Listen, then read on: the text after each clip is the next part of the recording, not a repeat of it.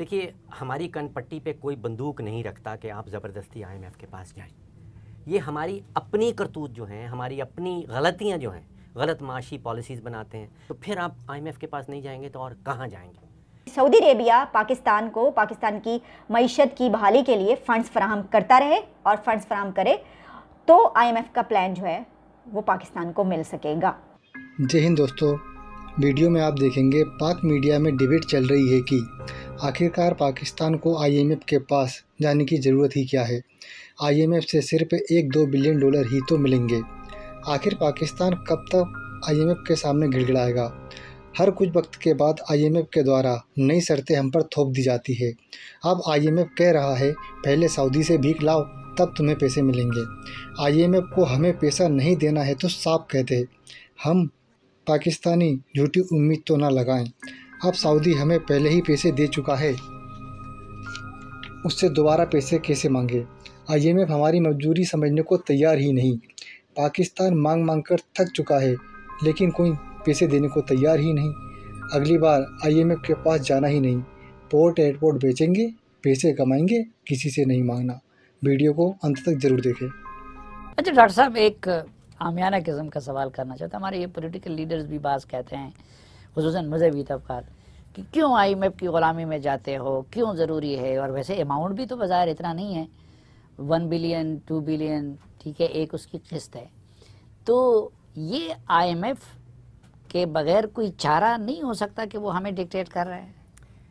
देखिए साफ़ी साहब, पहली बात तो मैं ये कहना चाहता हूँ कि इस वक्त मुझे महसूस हो रहा है कि जो मुल्की सियासत है वो मुल्की मईशत को मुकम्मल तबाही की तरफ धकेल रही है। अच्छा, प्योरली इकनॉमिक रीज़न नहीं है, यहाँ पे सियासी वजूहात की वजह से हम इस तबाही की तरफ बढ़ते चले जा रहे हैं। श्रीलंका वाली भी बात कर सकते हैं, लेकिन आपके सवाल में वापस आना। देखिए, हमारी कनपट्टी पे कोई बंदूक नहीं रखता कि आप ज़बरदस्ती आईएमएफ के पास जाएं। ये हमारी अपनी करतूत जो हैं, हमारी अपनी गलतियां जो हैं, गलत माशी पॉलिसीज़ बनाते हैं। अगर आपने 80 अरब डॉलर की इंपोर्ट कर डाली है और 30-31 अरब डॉलर से आपकी एक्सपोर्ट नहीं बढ़ पा रही, 50 अरब डॉलर का आप तजारती खसारा कर रहे हैं, तो फिर आप आईएमएफ के पास नहीं जाएंगे तो और कहाँ जाएंगे। दूसरा बड़ा मामला ये होता है कि मालियाती इदारों में से, जो आलमी मालियाती इदारे हैं, एक इदारा ऐसा है जो आपको मॉनिटरिंग प्रोग्राम देता है कि अगर आपको पैसे देंगे तो आपकी मॉनिटरिंग भी होगी, वो आईएमएफ है। अब वर्ल्ड बैंक वाले भी पैसे देते हैं, एशियन डेवलपमेंट बैंक भी पैसे देते हैं, हम कमर्शियल मार्केट के पास भी जाते हैं, यूरो बॉन्ड भी फ्लोट करते हैं। लेकिन इस आईएमएफ के लेटर ऑफ कंफर्ट कह लें या उसके बगैर ये बाकी मामलात नहीं आगे जाते। कि मैं साफ़ी साहब ज़ाती तौर पे मईशत के हवाले से कभी ज़िंदगी में इतना परेशान नहीं हुआ जितना आज हूँ। और अगर कुछ भी हम सीखना चाहते हैं श्रीलंका से, देखिए 2 बड़ी सिंपल चीज़ें श्रीलंका में हुई। वहाँ पे माली बदइंतज़ामी, और वो 10, 15, 20 साल के ऊपर चलती रही, और ऑन टॉप ऑफ दैट सियासी अफरा तफरी, और उसका नतीजा निकला श्रीलंका। यानी कि इन दोनों को आप जमा करें, आप सियासी अफरा तफरी और माली बदइंतज़ामी को जमा करें तो नतीजा निकलता है श्रीलंका। लेकिन सब कुछ लोग कहते हैं कि हमारा और उनका इसलिए भी मुआवजा नहीं किया जा सकता कि हम एक एटमी क़ुव्वत है, हमारे पड़ोस में चीन है, हमारी स्ट्रेटजिक पोजीशन है, तो शायद ये ममालिक हमें श्रीलंका नहीं बनने देगी, और फिर हमारी फ़ौज या फिर हमारी सियासी हकीकत है वो उससे मुख्तलिफ है। साफ़ी साहब, ये क्या सराई है कि हम एटमी ताकत हैं तो हमें डिफ़ॉल्ट से बचा लिया जाएगा। रूस भी आज एटमी ताकत थी, आज तो उसके 16 से ज़्यादा हिस्से हो चुके हैं। देखिए, ये उम्मीद ज़रूर लगाई जा सकती है, लेकिन ये हिकमत अमली की अल्टरनेटिव नहीं है। क्या हमारे पास कोई हिकमत अमली है कि हमने श्रीलंका नहीं बनना? ये उम्मीद लगाई जा सकती है कि हमारे पास बम पड़ा है इसलिए हम श्रीलंका बनने नहीं चले, कि वो साइकिल वही नज़र आ रहा है। क्या हमारे यहाँ पिछले 15-20 साल से माली बदइंतज़ामी नहीं है? 7 सालों में तो हमने अपना बैरूनी कर्जा डबल कर दिया है। 60-65 अरब था 6-7 साल पहले, आज 135 अरब पे कर। तो माली बदइंतज़ामी बिल्कुल वादे तौर पे नज़र आ रही है, और सियासी अफरा तफरी भी आपको नज़र आ। आईएमएफ के हवाले से ये खबर सबसे बड़ी खबर है।